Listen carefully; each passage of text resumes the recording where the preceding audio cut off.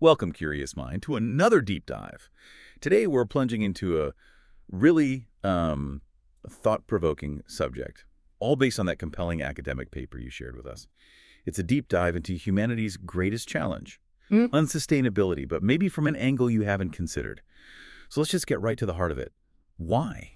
Why, after decades of warnings, mountains of research and this growing scientific agreement, are we still struggling so much to actually achieve sustainability? It feels like we're stuck. It really does. And what's kind of surprising about the source material today is its core argument. It's suggesting that the root cause of our global unsustainability might not just be our social systems, or our institutions, which is where we usually look, Right. but that it lies much deeper, possibly embedded within our very human nature, our bioevolutionary wiring, our psychological makeup. It forces us to look inwards, maybe in ways that are a bit uncomfortable. That is a heavy claim. So, okay, our mission today is to unpack this pervasive idea of human exceptionalism, and explore how understanding these deep-seated, maybe innate drives is actually essential if we're going to truly tackle these massive global challenges. Let's unpack this. Okay. To really get our heads around this, we first need to tackle an assumption the paper really zeroes in on: human exceptionalism. Basically, it's this idea that humans are somehow unique, sort of separate from and maybe immune to the evolutionary and biophysical rules that govern every other living thing on the planet. Like we're exempt somehow. Yeah, and scientifically, the paper flat out calls that view foolhardy. Mm-hmm. Going way back, even before Darwin, to biologists like Cuvier and certainly with Darwin, the scientific consensus has been pretty clear. Every living thing, us included, is fundamentally tied to its environment. Mm-hmm. This relationship between, form and function, how an organism is built and how it lives, it applies to all organisms. So to ignore that when we're talking about the planet's health, well, it's like denying a basic fact of biology. But the stark reality, and the paper drives this home, is that human activity already exceeds Earth's long-term carrying capacity. Mm-hmm. You know this. Yet the main focus, everywhere from governments to, everyday talk, is still stubbornly on pushing for more material growth. It's a massive contradiction, isn't it? It absolutely is. And the paper highlights something critical here. Evolution, by its nature, selects for short-term survival interests, getting through today, this week, this season. The immediate needs. Exactly. And while that wiring definitely helped our ancestors, pushing them to consume resources, expand their territory, survive, it can become maladaptive over the long term for a species like ours, now globalized and technologically powerful. It's that immediate win potentially sabotaging our future. Dobzhansky, a famous evolutionary biologist, even pointed out that extinction is always a possibility, even for us, if the circumstances change drastically. And when you connect that thought to climate change, to resource depletion, to all the environmental degradation we see, you start to see how our ancient survival-based instincts, if they're just left unchecked in our modern world, could seriously compromise our own future. Okay, so this leads to a pretty challenging question the paper raises. Do we humans actually have some kind of built-in conservation ethic? An inherent desire to keep things in balance. It's a nice idea, that noble, savage image, but does the evidence really stack up? Well, the paper, and it cites researchers like LeBlanc and Rees here, argues pretty strongly that living sustainably is, quote, exceedingly rare and not an inherent human behavior. Really? Not inherent? Apparently not. In fact, they argue that unsustainability isn't some mistake we made along the way. It's more like an emergent property that comes out of our fundamental human nature. The historical record, they suggest, just doesn't back up this idea of humans naturally living in perfect harmony with nature. Huh. That really cuts against the popular noble savage myth, doesn't it? That idea that our ancestors, before farming or industry, lived in this perfect ecological balance. It does. The sources clarify that when we do see examples of what looks like sustainability in past cultures, it often came about because they'd already used up the easy-to-get resources, the low-hanging fruit, as the paper puts it. Or, and this is key, it was simply because their technology was limited. Think about it. The example given is native North Americans. Before horses and guns arrived, their impact was constrained. Afterwards, their lifestyles became much more resource-intensive. That makes sense. And you see the same pattern today, right? The development of ever more sophisticated fishing gear to go deeper deep-sea oil drilling, even things like fracking.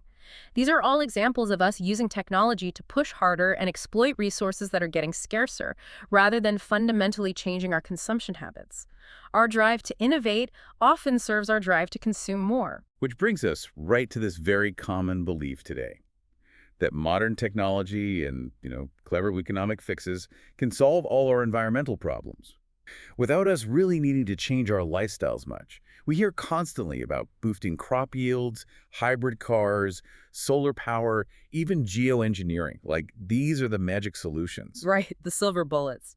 But the paper offers a really sharp critique here. It argues that this kind of thinking conveniently lets us dodge the really difficult conversation, the contentious issue of changing human values and attitudes about consumption and growth. Avoids the hard stuff. Exactly. It means we don't have to talk seriously about limits to growth or maybe even needing something like degrowth. It's just an easier path to imagine, maybe too easy. And it also points out that so many of these proposed fixes focus on the symptoms like climate change itself, or deforestation, rather than what the paper argues is the root cause: human overconsumption, driven by our expansionist nature.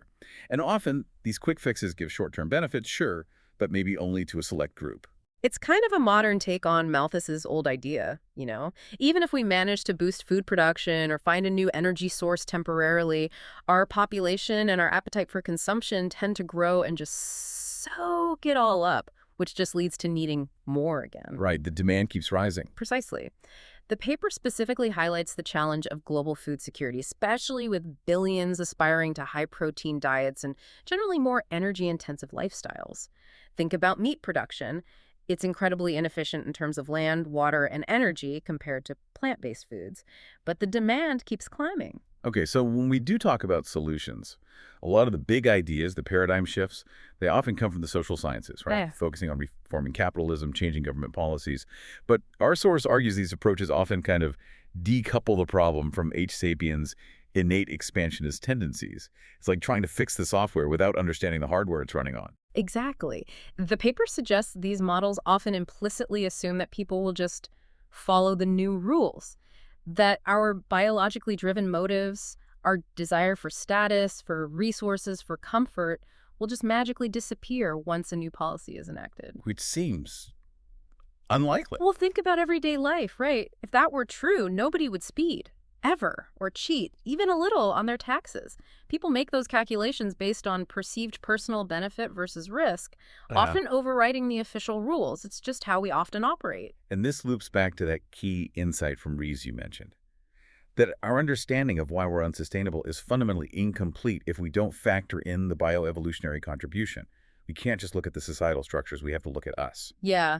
I mean, while big institutions, corporations, governments, they definitely play a huge role, the paper reminds us that ultimately they act in the service of a single causal agent, the individual consumer. In the end, the decision to buy, to consume, to travel, to demand, that rests with billions of individuals making choices every single day. So understanding how policies actually influence individual behavior, individual values, individual attitudes, that becomes absolutely crucial for any real lasting change. Okay, so where does this leave us? What does this all really mean? If we want to make actual progress, the paper seems to be saying we first have to face our personal as well as institutional forms of denial.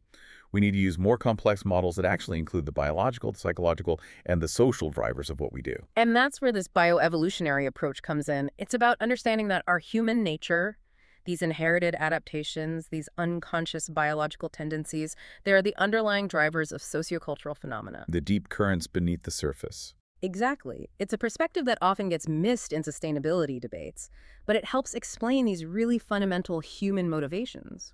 Why we consume, why we often consume to excess, why greed and competition, that whole red in tooth and claw idea Tennyson wrote about, are such powerful forces.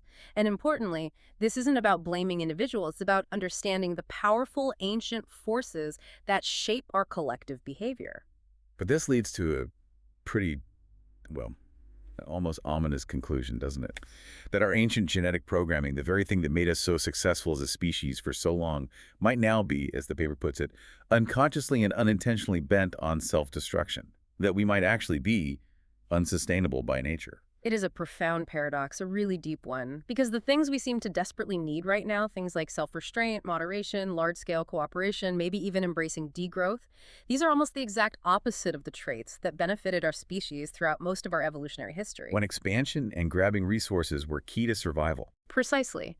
It's a fundamental clash between our old wiring and our new, globalized, high-impact reality. So what about this idea some people propose that we need to abandon our anthropocentric view, our human-centeredness? Is that even feasible given everything we've just talked about? Well, the source suggests that's probably not realistic or maybe even possible because of how our brains have evolved this idea of the triune brain with ancient instinctual layers beneath our rational thought. Humans inherently have an anthropocentric view. We can't help but see the world through a human lens. It's like any other species sees it through their own lens. Exactly, like a dog has a dog-centric view. It's not necessarily a flaw, it's just part of our nature. The paper suggests this exists on a spectrum, from strong to weak anthropocentrism. We can't just switch it off. Okay, so if we can't just ditch it, what's the alternative? The paper mentions Norton's concept of weak anthropocentricity as maybe the necessary mindset for true sustainability. What does that mean? It means still recognizing and respecting our human needs and perspectives because we can't not but consciously choosing to act in a non-individualistic fashion. So thinking beyond just our immediate self-interest or even just immediate human interests, recognizing we're part of a larger system, that our future is tied to the planet's future. That sounds sensible. Oh, Challenging. Oh, incredibly challenging. Yeah. How do you actually cultivate that mindset across, nearly 8 billion people globally? Because right now, the paper argues, our collective behavior suggests we're operating mostly as strong anthropocentrics, prioritizing immediate human wants and needs above almost everything else. And, our track record, the fact that we haven't managed to make really substantial environmental progress in the last, 40 or 50 years, despite knowing so much more, it really does suggest there's a fundamental flaw in how we've been approaching this. We're missing something crucial, which really seems to point towards a need for a fundamental shift in education, doesn't it? The paper even quotes Socrates' "Know thyself" and Chekhov, saying, man will become better only when you make him see what he is like. Exactly. And the paper argues that just showing people scary images of melting glaciers or disappearing forests isn't enough. It hasn't worked. A key reason why past environmental education has often failed, it suggests, is precisely because it didn't focus enough on the root causes of human behavior. It ignored or downplayed these evolutionary and behavioral drivers we've been talking about. It wasn't just about what's happening, but why we keep doing it. Precisely. And it also critiques these social constructivist models, the idea that our behavior is purely shaped by society and culture, and that we're basically rational actors who will just do the right thing if we have the information or follow rules laid down by institutions. But we know that's not always how it works. Right. The paper uses the example of fracking. Many people understand the environmental risks, but the immediate personal benefit of cheaper energy often wins out. This idea that information alone changes deep-seated behavior. Well, the evidence suggests it's often misguided. And this connects to ideas from game theory, like unrestricted opportunism or Hardin's tragedy of the commons and the free rider problem. Generally, individuals cooperate most effectively when they see a clear personal benefit or when there's a very strong collective enforcement or shared belief. The huge challenge is fostering that collectivist mindset on a global scale, prioritizing long-term shared well-being over short-term individual gain. It even notes, disturbingly, that the rise of certain extreme ideologies might be predictable within this framework when resources get scarce and people feel threatened. It's an unsettling observation about how pressure can affect behavior, yes. So the bottom line here, based on this deep dive into the source material, seems to be, if the mainstream approach in science and policy keeps shying away from these deeper psychological and evolutionary roots of our consumption patterns, we're likely looking at another 50 years of environmental decline and policies that just don't bite. Educating people everywhere, global citizens, about what actually drives their own thinking and emotions. Yeah. That seems to be where education, in all its forms, absolutely has to go. Absolutely. To sum it up, any complete analysis of this whole unsustainability conundrum, and certainly any solution that has a real chance of working, it really depends on bringing together insights from biology, from behavioral science, and from sociology. It needs that holistic view of human nature. You can't just focus on one piece. Wow. So we've really dug deep today, exploring this argument that our massive struggle with sustainability might be tangled up with our very essence. It's not just about our actions, our technologies, our policies, but maybe fundamentally about who we are. That's the core idea, and that to truly address it, we need this integrated understanding, biological, psychological, sociological, to essentially deconstruct and then reinvent our societies, our institutions, in ways that guide individual behavior differently. It's about recognizing our evolved traits, but then consciously choosing a different path than the one that just prioritizes short-term survival at all costs. Which leaves us, and you, the listener, with a really provocative final thought. Can we actually do that? Can we as individuals, as a species, use our intelligence, our foresight, our capacity for innovation, not just to find temporary fixes or slightly increase carrying capacity, but to truly seize conscious control of our collective destiny? Can we understand and manage these deep, ancient instinctual drives? Or will that old wiring, the very thing that made us so successful, ultimately prove to be our undoing? The deep dive into human nature, it seems, definitely continues.